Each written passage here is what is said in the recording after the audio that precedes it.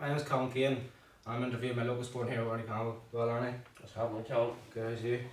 Thank you for agreeing to take part in the Respect Project's local community hero programme. I'd like to start off by asking you about quick questions about your childhood. Okay? Go ahead, Callum, yeah, no problem. Where did you grow up and what was your childhood like? Grew up in Drumlane, still live in Drumlane.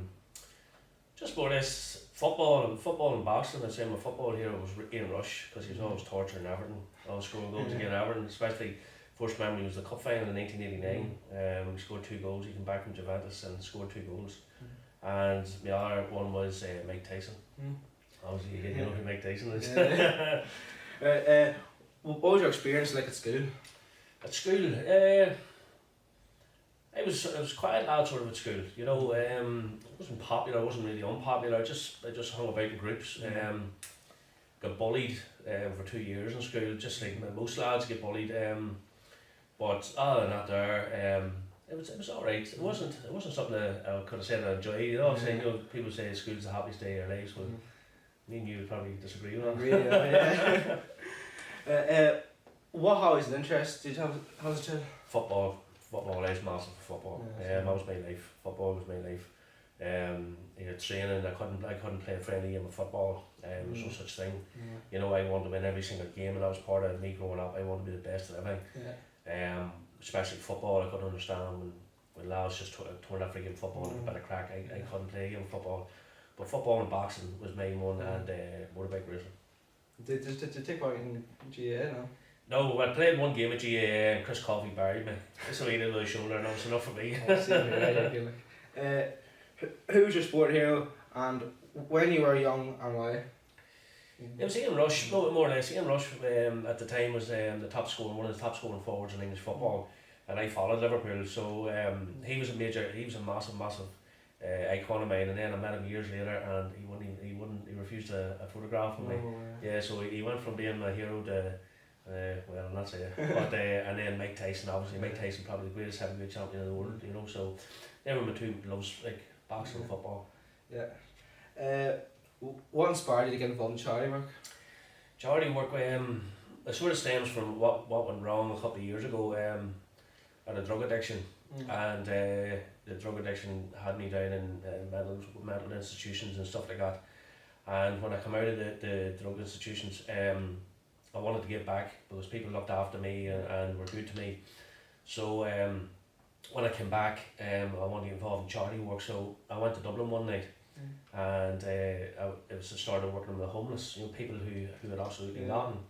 And then I sort of realised, you know, life's not that bad. You know, so I started doing more and more homeless work. Can you talk about the different charity work you've been involved in and the impact that this has had on people?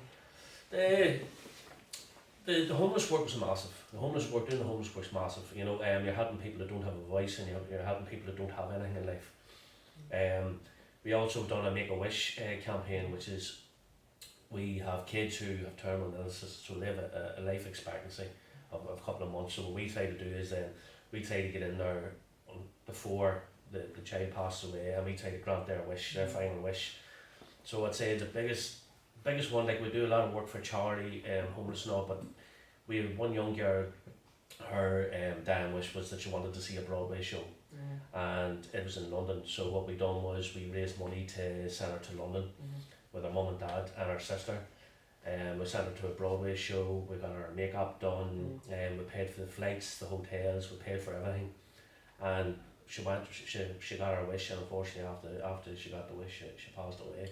But that's the ups and downs of charity work. You know, the homeless thing is massive for me, because it's coming closer and closer to Newry.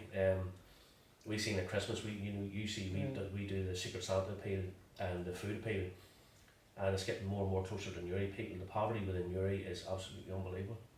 You do a lot of work for homeless people, both in Newry and in Dublin. Can you describe what the homeless situation is like, and share some of your experiences of working with people who are homeless? Yeah, there's at the minute currently there's at least 10,000 people who are registered homeless in Ireland. Now people think they're lying on the streets. They're not. They're in emergency hostels, which you wouldn't put a rat into.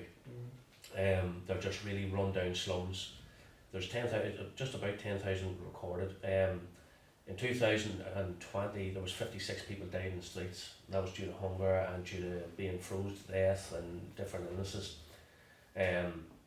And the night that made a big impact on me was we went up to Dublin one night with Pin, and I owe Dale Heaney and Gary McDonald a lot of thanks for getting me involved.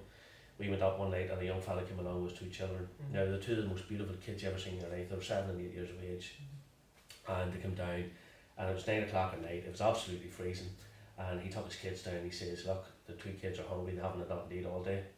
And they were in their pajamas and slippers, and we were like, "Well, you know, well, go over, send them over there. They'll over and get something to eat." And we were asking him about. He says he had nothing.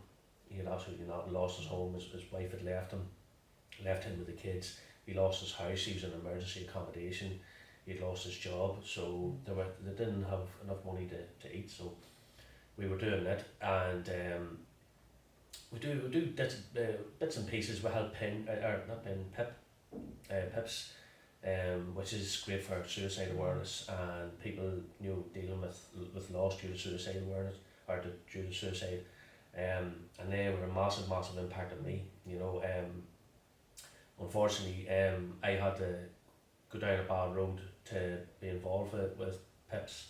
I tried to take my own life twice, and they were there both times to pick me back up again and to help rebuild my life. So that's mostly who we raise our money with. What do you hope to achieve in doing so much homeless work? I would love to say that people would listen in government and that they would change it, and you know they would instead of pumping money into the community, it's not needed. Put, you know, rebuild houses, rebuild homes, and give people something. Give them the basics in life. You know, some people, we've met people who've been in the streets for 12, 15 years, and when you say all they have in life is a sleeping bag, that's all they have. You would love to say that people would be opening their eyes to it. You know, we have a lot of people who have donated over the last 2 or 3 years and started to donate regular. So look, it's obviously opened up avenues of interest to some people, but can I see it getting any better? No, I can't. I can only see it getting worse. You've spoke quite openly before about your mental health problems over the years. Do you feel that being involved in this type of work helps your own health and well-being? Yeah, absolutely. Because what I do now is I'm not qualified yet, but I go to houses of people whose young fellas have drug addictions, alcohol addiction, depression, you know, suicidal thoughts, and I go up and talk to the kids. And you know yourself, Callum, if you were sitting in school and a policeman comes in to you and says, you know, don't do this, don't do that, you're like, yeah, man, you know, hit the road, you know, and you wouldn't listen to them. Where I'm coming in and I'm sitting saying, look, I'm just a normal lad, came up from Lane, I had great parents, I ended up with a drug addiction, and I help all the young kids now. I go out and I talk to them, and hopefully, you know, give them advice. You can only give people advice and tell them what happened to me and how I failed in recognising the signs.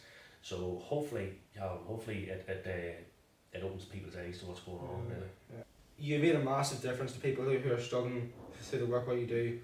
What would you say has been your biggest achievement or best experience from this now? The biggest achievement I have to say it was beating the drug addiction. I was really bad with it, and it was at a time when my kids were young. They didn't understand the addiction, and it was really bad. You know, people think when they talk about drugs that it's cocaine and heroin. Mine was a painkiller addiction that came from a sports injury, and I became dependent on them. And now I'm able to go out and talk to young people now, you know, about you know, sort of tell them, you know, it's not just coke and heroin. You know, there's different addictions. There's gambling, there's sex addiction, there's alcohol, drugs. There's every sort of addiction out there, and it's just to try and raise awareness for them. But I would definitely say the best one was the Make-A-Wish, when we granted that wee girl's final wish. That was probably the best wish of the whole lot. The young people involved with the Respect Project have suggested incorporating charity work for the homeless into our next peer leadership programme. Have you any advice what we could do to make a real difference for these people? Absolutely. I would recommend it to anybody, because you know there's times when you do think life's hard, you know, when your job isn't going well or school's not going well, or you're out of the football team, or you know you're not being picked for a boxing team or something like that, and you think life's hard. You see when you go up to Dublin and you see people grabbing at food, and that's what they're doing. They're grabbing at food, and they're just trying to get anything they can get to eat or drink or anything like that. When you see something like that there, you know, you're turning around going, you know what, my life's not actually bad, you know, and you can build a future on that there, you know. And I think for any young ones growing up now and seeing anything, seeing what real hardship is, because the thing now, you know, if the internet goes off, it's, you know, life's not good and they're going nuts and they're smashing their heads. I don't know, my lad does that, but you know, if they were to see what real hardships is like, you know, if you're, like, you have a good head on your shoulders, you're a smart lad, you know, you have a bright future ahead of you, you know, sometimes life doesn't really work out for a lot of people, and if they were to see, you know, there is different avenues to go down, you know, yeah, I definitely think it would be fantastic. And you know, there's Friday nights. The team go up there on a Friday night. I would go up with anybody that wants to go up on a Friday night, and just let you see and experience what it's like. Cheers, Johnny, for allowing me this opportunity to get more of an insight into your life and what you do. Cheers. No problem.